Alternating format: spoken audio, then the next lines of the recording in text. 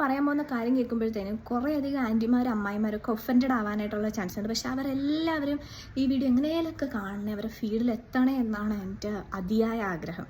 ഈ neighbourhood moral policing കളിക്കുന്ന ആൻറ്റിമാരോടാണ്, ഇവരുടെയൊക്കെ ഫ്രീ ടൈം മാത്രമേ ഉള്ളൂ സത്യം പറഞ്ഞാൽ ഇവരുടെ ലൈഫിൽ. പ്രത്യേകിച്ച് ഒരു പണിയില്ല.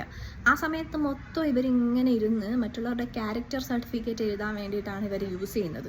ഇവരുടെയൊക്കെ വിചാരം എന്താണെന്ന് വെച്ചാൽ, നാട്ടിലുള്ള ഏത് ഗേൾസും എന്ത് വസ്ത്രം ധരിക്കണമെന്ന് ആദ്യം ഇവരുടെ അടുത്ത് പോയിട്ട് വേണം പെർമിഷൻ ചോദിക്കാൻ. വീട്ടിലുള്ള ആരുടെ ചോദിക്കരുത്, അവരുടെ ഇഷ്ടമേ നോക്കുകയും ചെയ്യരുത്, സ്വന്തം ഇഷ്ടം പോലും നോക്കരുത്.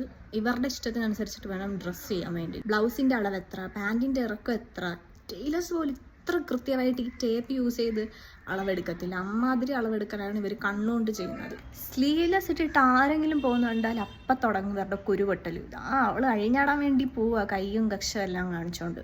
ഫസ്റ്റ് ഓഫ് ഓൾ, ഇത് സ്ലീവ്ലെസ് ഡ്രസ്സാണ്, നോട്ട് കഷ്ടം കാണുന്ന ഡ്രസ്സ്. വസ്ത്രം നോക്കി ക്യാരക്ടർ ജഡ്ജ് ചെയ്യാനാണെങ്കിൽ ഈ കടയുടെ ഫ്രണ്ടിൽ വെച്ചിരിക്കുന്ന മാനിക്വീൻസ് എല്ലാം എപ്പോഴേ ജയിലിൻ്റെ ഉള്ളിലായാലും character is not stored in between the legs of the women. എപ്പോഴും തോന്നിയിട്ടുള്ളത് അപ്പച്ചമാരെക്കാട്ടിലും സ്ത്രീകളെ സെക്ഷുവലൈസ് ചെയ്യുന്നത് സ്ത്രീകൾ തന്നെയാണ്. ഈ കോൺഫിഡൻ്റ് ആയിട്ടുള്ള ഗേൾസിനെയൊക്കെ കാണുമ്പോൾ ഇവർക്ക് ഭയങ്കര ഒരു ചൊറിച്ചിലാണ്. ഇവരുടെ ഈ ചൊറിച്ചിലാണ് സ്ലട്ട് ഷേമിംഗ് ആയിട്ട് ഇവരുടെ വായിലൂടെയും പ്രവൃത്തിയിലൂടെയൊക്കെ പുറത്തു വരുന്നത്. നാട്ടിലെ പെൺപിള്ളേരൊക്കെ തുപ്പുന്നതൊക്കെ അന്വേഷിച്ച് നടക്കുന്ന സമയത്ത് സ്വന്തം വീട്ടിലെ കാര്യം കൂടെ ഇടയ്ക്കൊന്ന് ശ്രദ്ധിക്കുന്നത് നല്ലതായിരിക്കും. അല്ല, പിന്നീട് ദുഃഖിക്കേണ്ടി വരത്തില്ല. ഈ നാട്ടിലെ പെൺപിള്ളേരെയൊക്കെ ടീ ടൈം ടോക്ക് ആക്കാതെ എന്തെങ്കിലും എല്ലാം കുറച്ച് വിവരം വെക്കാൻ നോക്കൂ.